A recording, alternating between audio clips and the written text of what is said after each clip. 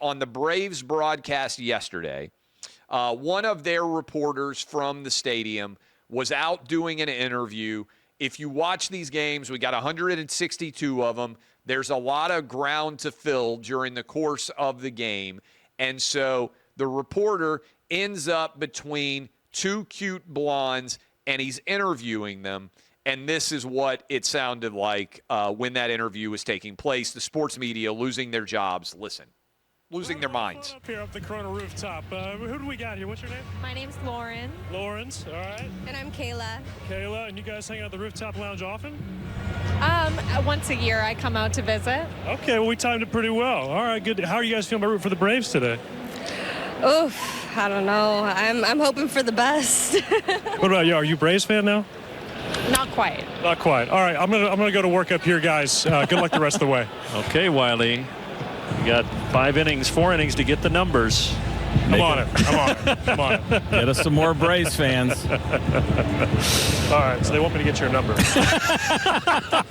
They want you to get my number. I'm dead serious. They're saying in my ear right now. She didn't believe me because she thinks you guys are not. I'm making this up. Even if you guys weren't, I might use that in the future. That's actually a pretty good move. This is unbelievable. So the best part of this right now is that Wiley could totally be faking it. This might be the new move. Just walk around with a FanDuel microphone and an earpiece in and convince fans that they're actually on TV. I should have thought of this years ago. I am speechless. I got the number. We're good. Okay, this is blown up everywhere, and good for that reporter for getting the phone number, assuming it's the right phone number. Guy's name is Wiley Ballard, and I thought this was very funny, saying that you got the best wingman ever in the guys in the announce room. I think the only criticism here could be, which blonde do you go to? I thought maybe the left blonde was a higher draft pick than the right blonde, but we're talking about good options here either way. Not surprisingly, the media that is on the left, and I would guarantee you everybody complaining about this in any way, voted for Kamala Harris. I woke up this morning. I wasn't actually watching this game last night. I was at a lacrosse game for my 14-year-old, and then I was out to dinner, so we were following it on our phone. So otherwise, a good chance I would have seen it in person. But somebody named Danny Surik says, so are we still going to ask women in sports if they're only doing their job to date athletes? We can all agree how inappropriate and nasty this is. Not to mention the double standard, right? Are you a moron? This is a random person in the crowd. It's not an athlete that he's asking for their phone number. It's not someone that he is covering. It is someone that is in the crowd. Some guy named Ralph Vacchiano, I have no idea who this guy is, says that what you just watched is, quote, an unprofessional disgrace. From the reporter to the guys in the booth to the producer in the truck who could have stopped it at any point. It's not fun. It's not cool. It's not harmless. It's only a standard for harassment.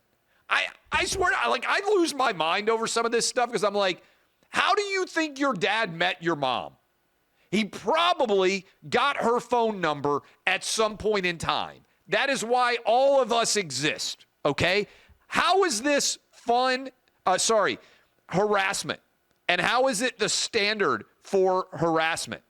This is one of the craziest things that I have seen. And I know that a lot of you agree with me, but this is why OutKick works. This is why OutKick's audience has skyrocketed. We were up 20% this year over last year because of all of this absolute insanity that is out there. And here is another one. Kylan Mills. If a woman covering a game started hitting on fans and asking for their numbers on TV, they would be crucified on the internet and fired. But here you see this inappropriate behavior being celebrated as, quote, the standard by a slew of men in the comments. Misogyny is alive and well. Are you kidding me? I can't believe these people are real. But this is why OutKick works. because so many people in sports media don't realize what their job really is. If you are fortunate enough to work in sports media, you cover games for a living. Games. If you cover games for a living, your job almost all the time, there are a few reporters out there that actually cover crime intersecting with sports, right? Athletes charged with crimes, you go to a trial, that's different, right? Criminal reporters. There are some reporters who cover the business of sports. But by and large, if you are at the game and you are on the sideline or you are in the booth, your job is to make something that people like, the sport, the game itself, more fun than it otherwise would be.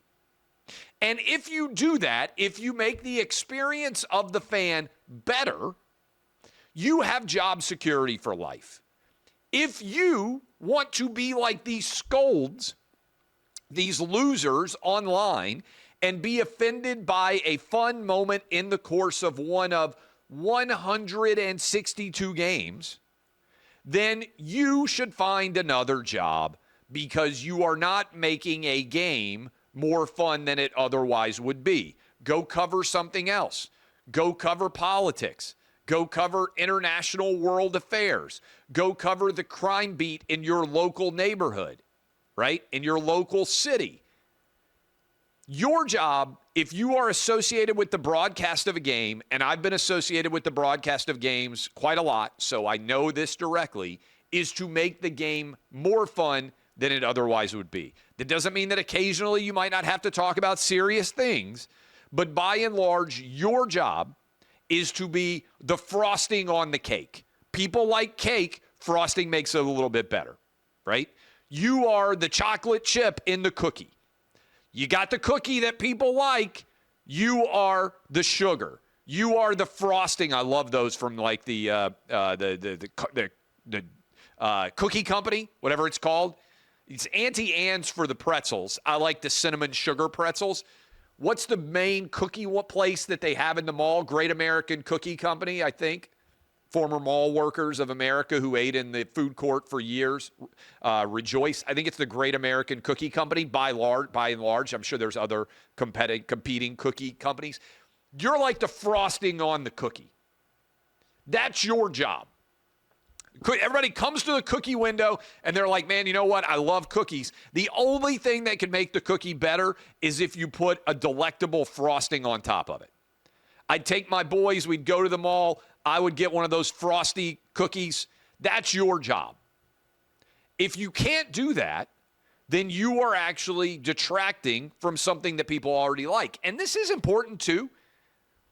Think about how many people write and talk about sports, something that people love, and they are unpopular. Can you imagine? You have the incredible good fortune. I've been here. I was a lawyer. I had the incredible good fortune to get to talk and write about sports and make a living doing that. Almost every person in a stadium or an arena would kill for that job. I don't ever forget it. Number of times I've been at the Super Bowl, I never forget it. Number of times I've been at big college football games and thought, as I said in the press box, I can't believe that I get paid to sit in front of a laptop and write about what I'm seeing at this game. I always feel like I have to pinch myself because I cannot believe this is what I get to do for a living. If you don't feel that way, and you are covering a sport or a game inside of a field, a stadium, or an arena, you need to find something else to do. And if you're looking to be offended by things that are fun that take place during the course of the game, you need to leave too. I don't think that anybody would care if a woman got somebody's phone number. Everybody would be ecstatic for the guy. Are you kidding? Like, I don't think that would happen because I don't think attractive women standing in arenas or stadiums have difficulty meeting men. In fact, I bet your DMs are a disaster because so many men are trying to meet you. I don't envy that. But no attractive girl at a stadium is like, oh my God, it's so hard for me to get guys' phone numbers. It's so hard for me to find a date. Now, you might not want to go out with the guys, the options you have, and I certainly can get that. You don't even get me started on how many get me started. Do you know how many successful women out there are choosing to pick sperm to have a baby rather than actually be with a man? This doesn't exist for men.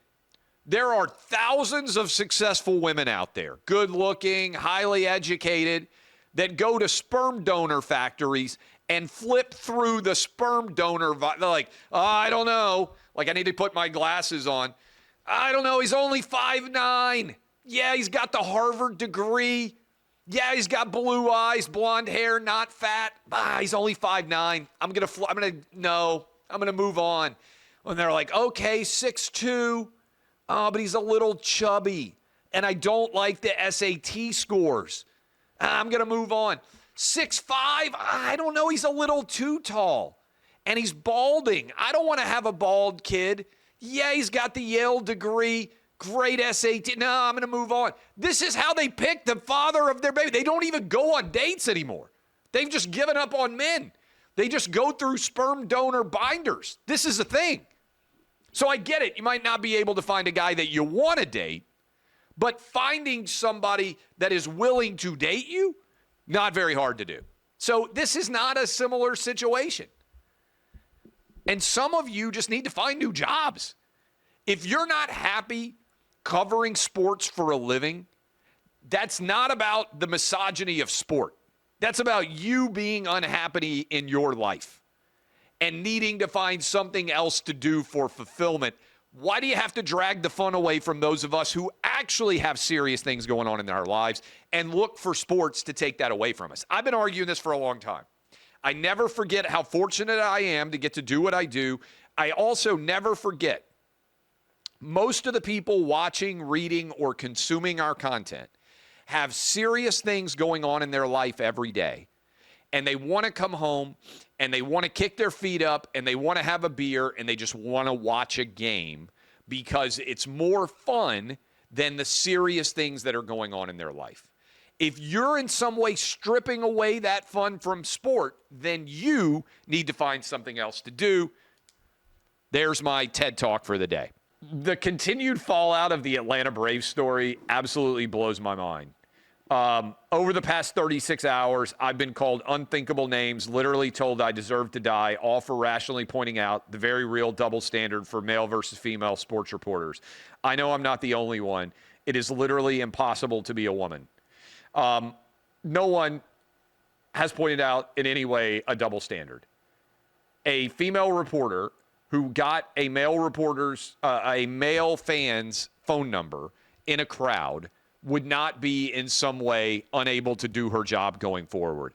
I can't believe that there are so many people so eager to be victims. Look, here is the reality, and I'm going to slam it home, and a lot of young people watch this show, so I think it's important for all of you to understand it, okay? Look, if you cover a game, your job is to watch a game, talk about it. Your job is to make the game more fun than it otherwise would be. If you are not doing that, then you don't have any basis to have a job at all. The number of people who think they are entitled to have sports jobs, men and women, and do not in any way make the broadcast, the game itself, more enjoyable for the average fan than it would otherwise be if they were not employed blows my mind. But it is evident still that there are too many people employed in sports media. Unless for the very limited exemption, you are someone who covers trials, or you are sports involving athletes, or you are someone who covers direct sports business. I am talking about people who cover games. You stand next to the ice. You stand next to the grass. You stand next to the field, next to the basketball court. Your job's to make the sport more fun than it otherwise would be. And if you're not doing that, you are expendable and you are providing zero value for your employer or for the larger league or sports outlet for which you are employed.